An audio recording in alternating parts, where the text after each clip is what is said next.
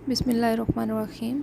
अस्सलाम वालेकुम गाइस। आज का जो हमारा टॉपिक ऑफ डिस्कशन है वो है एस्टिग्मेटिज़म। अब एस्टिग्मेटिज़म जो है ये टाइप है रिफ्रैक्टिव एरर की। लास्ट वीडियोस में हमने 2 टाइप्स रिफ्रैक्टिव एरर की डिस्कस की थी, मायोपिया एंड हाइपरमेट्रोपिया।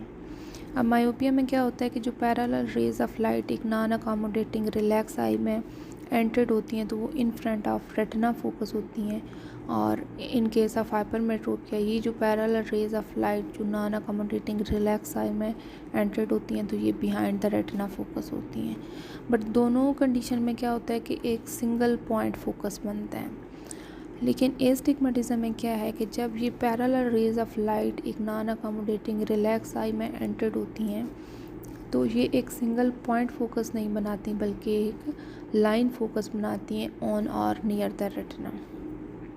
अब ऐसा क्यों होता है? क्योंकि आई की जो रिफ्रैक्टिंग सरफेसेस हैं, कॉर्निया एंड लेंस, उनका रिफ्रैक्टिव इंडेक्स या कर्वेचर जो है वो होल सरफेस पे सेम नहीं होता, डिफरेंट होता है, जिसकी वजह से ये जो रेज ऑफ लाइट जब इन सर्फेसेस से हिट करेंगी तो जो उनकी पावर है बेंड करने की रेज ऑफ लाइट को वो डिफरेंट सरफेस पे डिफरेंट होगी। एज अ रिज़ल्ट क्या होता है कि डिफरेंट फोकस बनते हैं, और जब उन पॉइंट फोकस को ज्वाइन करें तो एक लाइन फोकस बन जाता है, जिसकी वजह से जो पेशेंट को इमेज है किसी भी ऑब्जेक्ट का एस्टिग्मेटिक आई को में वो क्लियर नहीं होता। और जो पावर होती है हॉरिजॉन्टल प्लेन पे वो प्रोजेक्ट करती है वर्टिकल फोकल लाइन इमेज, और जो वर्टिकल प्लेन प्रोजेक्ट करता है एक हॉरिजॉन्टल फोकल लाइन इमेज।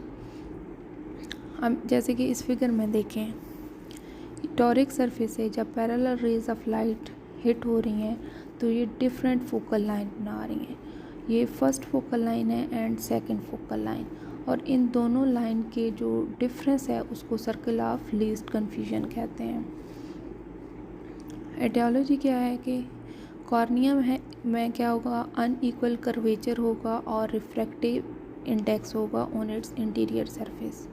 इसी तरह से अगर जो IOL है, इंट्राकुलर लेंस है, उसका कर्वेचर और रिफ्रैक्टिव इंडेक्स जो है उसकी इंटीरियर सरफेस और पोस्टीरियर सरफेस पे जो है वो डिफरेंट होगा तो भी एस्टिग्मेटिज़म होगा। और इसी तरह से अगर रिफ्रैक्टिंग पावर जो है ऑल मेरिडियंस ऑफ लेंस और कॉर्निया वो अगर सेम नहीं है, यूनिफॉर्म नहीं है, डिफरेंट है तो भी एस्टिग्मेटिज़म होता है।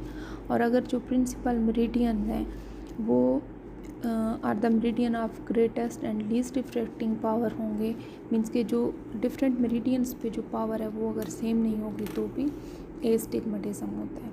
अब क्लासिफिकेशन, इसको किस तरह से क्लासीफाई करते हैं, तो based on aetiology, based on the relationship between principal meridians के दरमियान क्या रिलेशनशिप है उसकी बेस पे भी हम इसको क्लासीफाई कर सकते हैं। और जो डिफरेंट मेरिडियन या एक्सिस हैं उनकी ओरिएंटेशन कैसी है उसकी बेस पे भी हम इसको डिफ़ाइन कर सकते हैं, क्लासीफाई कर सकते हैं। और जो डिफरेंट फोकल पॉइंट है रिलेटिव टू द रेटिना उसकी बेस पे भी हम क्लासीफाई कर सकते हैं, और हम इसको क्लासीफाई कर सकते हैं on relative location of principal meridian और axis when comparing the two eyes.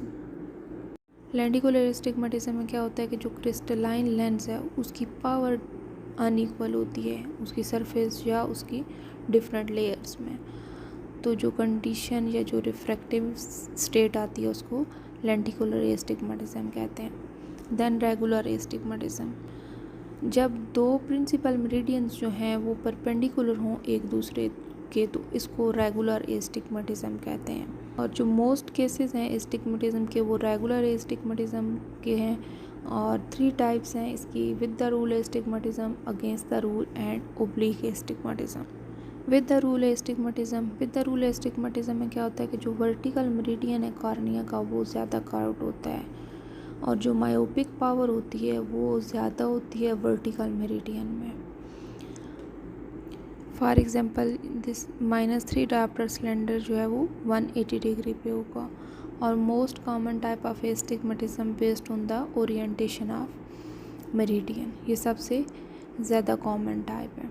Then against the rule astigmatism, इसमें क्या होता है कि जो हॉरिजेंटल मेरिडियन है कॉर्निया का वो ज़्यादा कर्व होता है, और जो मायोपिक पावर होती है वो ज़्यादा होती है हॉरिजेंटल मेरिडियन में।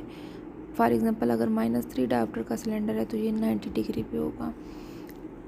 Then oblique astigmatism, when the greatest refractive power is within 30 and 60 और 120 and 150 degree. Then simple astigmatism, simple astigmatism में क्या होता है कि one of the principal meridian is focused on the retina and other is not focused on the retina in a relax style. One जो principal meridian है वो focus हो रहा है in front of retina, and other जो है वो behind the retina भी हो सकता है और ऑन द रेटिना भी हो सकता है। तो इस कंडीशन को सिंपल एस्टिग्मेटिज्म कहते हैं। दैन सिंपल मायोपिक एस्टिग्मेटिज्म, अगर एक प्रिंसिपल मेरिडियन जो है वो फोकस हो रहा है in front of the retina और दूसरा जो है वो फोकस हो रहा है ऑन द रेटिना, तो इसको सिंपल मायोपिक एस्टिग्मेटिज्म कहेंगे। और अगर एक प्रिंसिपल मेरिडियन फोकस हो रहा है behind the retina and the other is focusing on the retina, तो इसको सिंपल हाइपरमेट्रोपिक एस्टिग्मेटिज्म कहेंगे। देन कंपाउंड एस्टिग्मेटिज्म, जब दोनों principal meridian in front of retina और बिहाइंड द रेटिना फोकस हो रहे हों in a relax non accommodating eye, तो इस कंडीशन को कंपाउंड एस्टिग्मेटिज्म कहते हैं। और अगर बोथ जो प्रिंसिपल मेरिडियन है वो इन फ्रंट ऑफ रेटिना फोकस हो रहे हों तो इस कंडीशन को कंपाउंड मायोपिक एस्टिग्मेटिज्म कहेंगे। और अगर दोनों जो प्रिंसिपल मेरिडियन है ये बिहाइंड द रेटिना फोकस हो रहे होंगे तो इसको कंपाउंड हाइपरमेट्रोपिक एस्टिग्मेटिज्म कहेंगे। Then symmetrical astigmatism, symmetrical astigmatism में क्या होता है कि दोनों आइज़ के जो एक्सेस हैं या प्रिंसिपल मेरिडियंस हैं वो सिमेट्रिकल हैं, सेम है। फॉर एग्जांपल अगर बोथ आइज़ जो हैं वो विद द रूल एस्टिग्मेटिज्म है या अगेंस्ट द रूल एस्टिग्मेटिज्म है तो इसको सिमेट्रिकल एस्टिग्मेटिज्म कहते हैं। और इनमें क्या होता है कि जब एक्सेस को हम दोनों आइज़ के एक्सेस को प्लस करेंगे तो उनका जो सम है वो अप्रॉक्सीमेटली 180 डिग्री होगा, तो ये सिमेट्रिकल एस्टिग्मेटिज्म है। फॉर एग्जांपल अगर राइट आई में जो है वो एक्सिस -1 175 पे है और लेफ़्ट में -1 जो 5 डिग्री पे है, तो इन दोनों को अगर हम प्लस करें तो इनका सम जो है 180 डिग्री आ रहा है और ये दोनों विद द रूल एस्टिग्मेटिज्म है, तो इस कंडीशन को सिमेट्रिकल एस्टिग्मेटिज्म कहेंगे। अब एसिमेट्रिकल एस्टिग्मेटिज्म क्या है कि जो प्रिंसिपल मेरिडियन या एक्सिस हैं दोनों आइज़ में वो सिमेट्रिकल नहीं है। जैसे फॉर एग्जांपल एक आई विद द रूल है एस्टिग्मेटिज्म है तो अदर जो है वो अगेंस्ट द रूल एस्टिग्मेटिज्म होगी। और अगर इन दोनों के एक्सिस का जो है वो सम लेंगे तो वो इक्वल नहीं आएगा 180 डिग्री के। फॉर एग्जांपल अगर -1 डायोप्टर है राइट आई में 180 डिग्री और लेफ़्ट में 90 डिग्री है, तो इनको जब इनका हम सम कर लेंगे तो ये 180 नहीं आ रहा, 270 आ रहा है। और वन आई जो है वो विद द रूल एस्टिग्मेटिज्म है and other against the rule astigmatism है, तो इस कंडीशन को एसिमेट्रिकल एस्टिग्मेटिज्म कहेंगे। देन प्रेवलेंस क्या है इसकी, एज अकॉर्डिंग टू एज अगर हम देखें तो इन्फेंट्स जो हैं न्यू बॉर्न जो है उनमें एस्टिग्मेटिज्म होता है against the rule due to its cornea, क्योंकि कॉर्नियल एस्टिग्मेटिज्म होता है तो और अगेंस्ट द रूल एस्टिग्मेटिज्म होता है इन्फेंट्स में, न्यू बॉर्न्स में। और प्री स्कूल चिल्ड्रंस जो हैं उनमें वेरी लिटिल और सम केसेस में कोई एस्टिग्मेटिज्म नहीं होता। लेकिन जो टीन एज चिल्ड्रंस हैं अगर उनमें एस्टिग्मेटिज्म आ रहा है तो वो विद द रूल एस्टिग्मेटिज्म होगा, और अगर ओल्डर एज में एस्टिग्मेटिज्म डेवलप हुआ है तो वो अगेंस्ट द रूल एस्टिग्मेटिज्म आता है।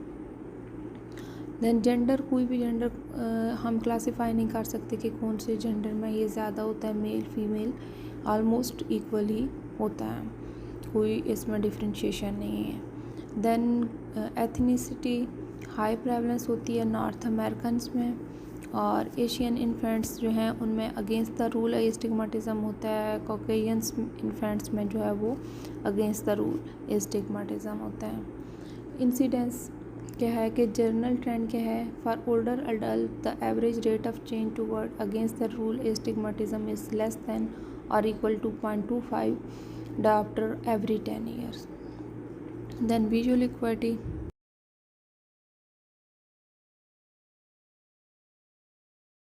थ्योरेटिकली क्या होता है कि नियर में पेशेंट को एस्टिग्मेटिक पेशेंट की विजन अच्छी होती है, शार्प इमेज होता है। और क्लिनिकली अगर एस्टिग्मेटिज्म स्मॉल अमाउंट है, फॉर एग्जांपल 0.5 डायोप्टर या इससे कम है, तो पेशेंट को वीएन ब्लर नहीं होगी, अच्छी वीएन होगी।